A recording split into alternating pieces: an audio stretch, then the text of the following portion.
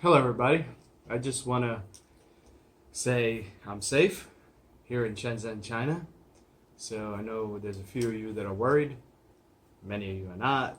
But just doing an update on the whole situation here in China with the coronavirus going on. As you know, factories are all closed. It's affecting the smartwatch industry as a whole. But things should go back to work at February 10th, which is kind of scary because that's only like 2 or 3 days from now, and viruses don't have a date. And so it's the government, I think, my opinion being here 7 years, that they, of course, are more concerned about the money like any other government is, rather than the welfare of the people.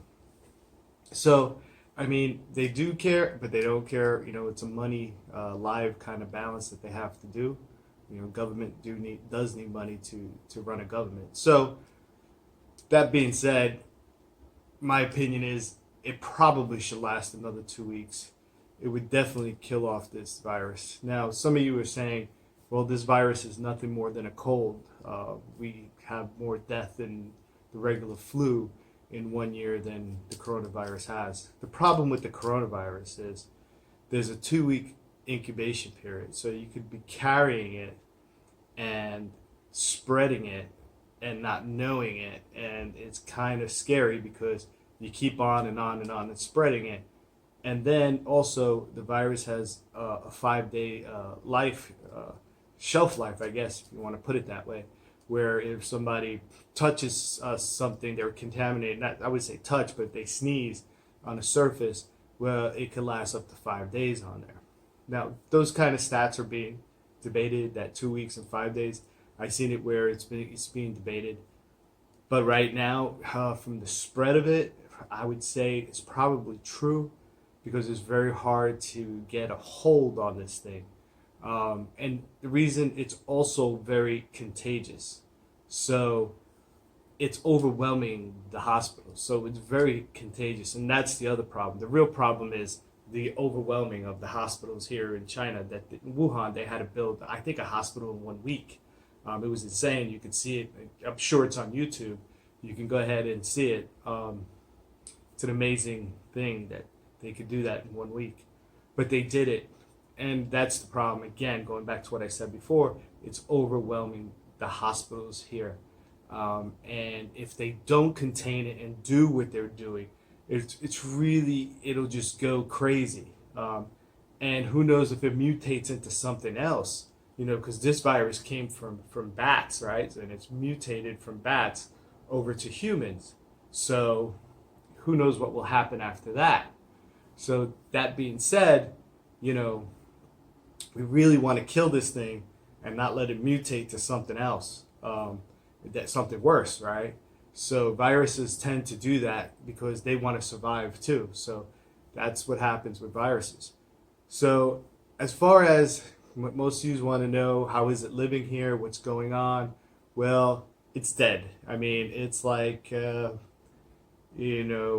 night before the zombies, or the day before zombies take over the world. There's nobody outside. Everybody's inside.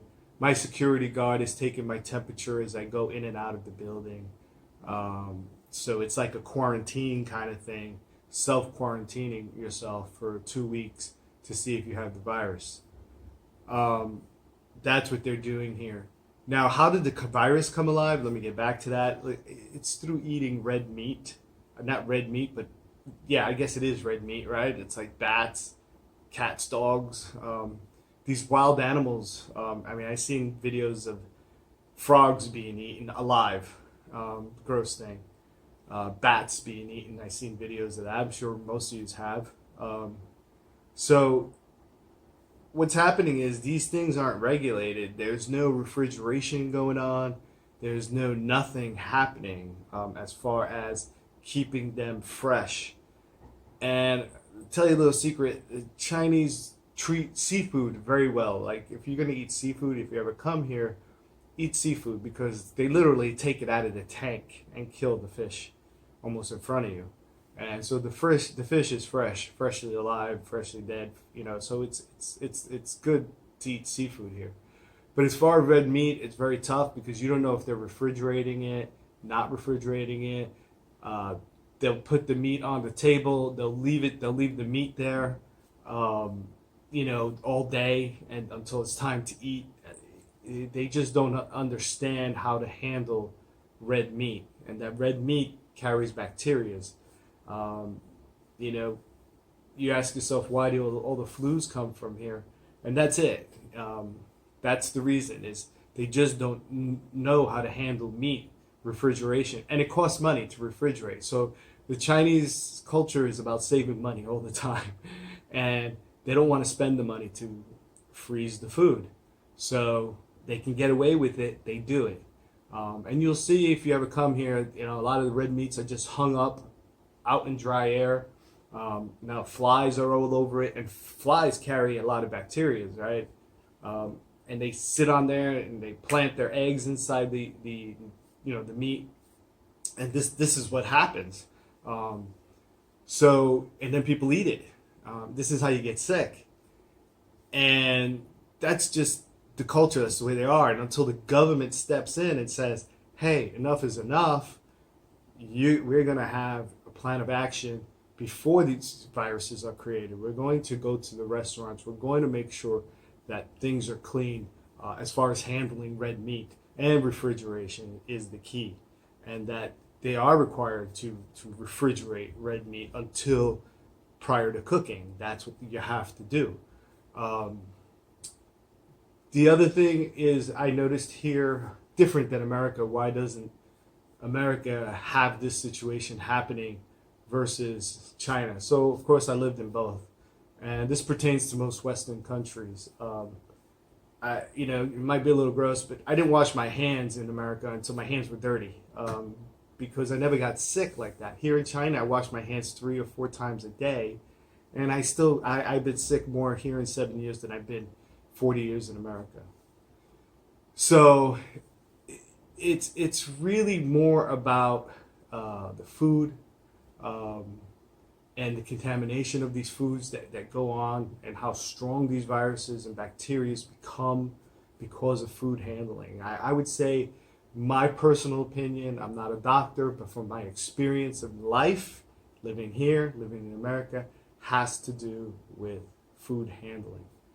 Not so much as your hands being dirty. Now, of course, you have to wash your hands, of course, coronavirus, of course. But yeah, and the other situation is, when they clean places here, it's clean. Like, you'll see a bathroom and it's clean. It's clean, very clean.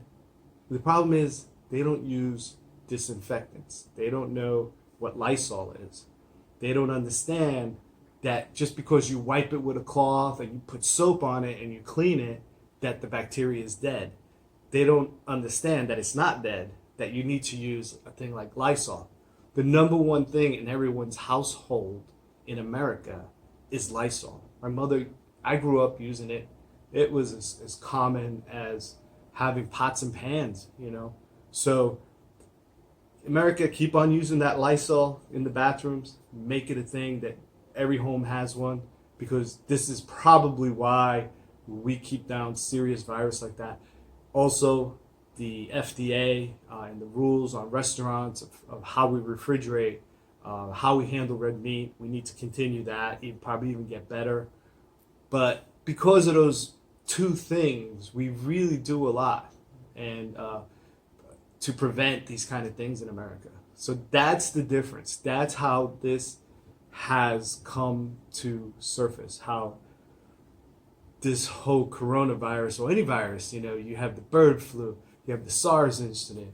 You just have everything, and it's always, usually coming from China. Of course, you had Ebola coming from Africa. That was another story.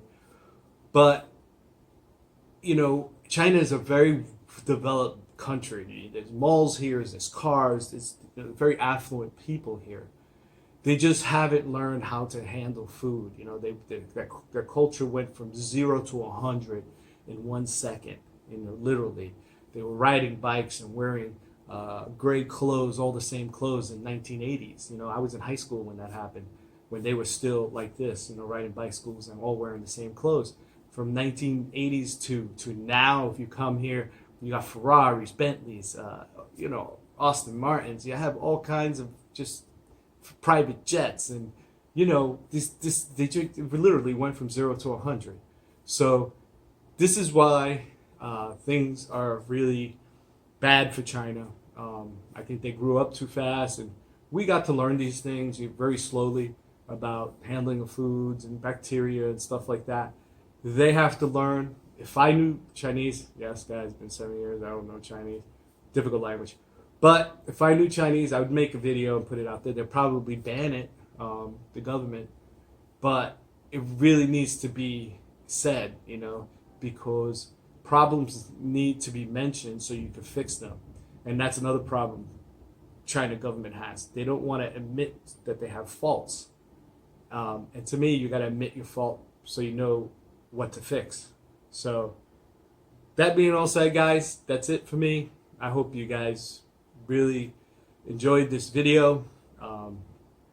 It's off key from what I usually do, as you know, but I cannot mention what I usually do because as far as Google might take it down. So this is just more of an informative video about my life, my experience here in China. Have any questions, I'll answer them. Just below on the description, just below that, just write whatever questions you have. Normal question, please, guys. But go right ahead. And thank you for watching my channel. Please subscribe, and please tell other people using Facebook, social media, Instagram. Don't care what you use. Please tell everybody else and give me a thumbs up. All right, guys. Thank you very much. Bye-bye.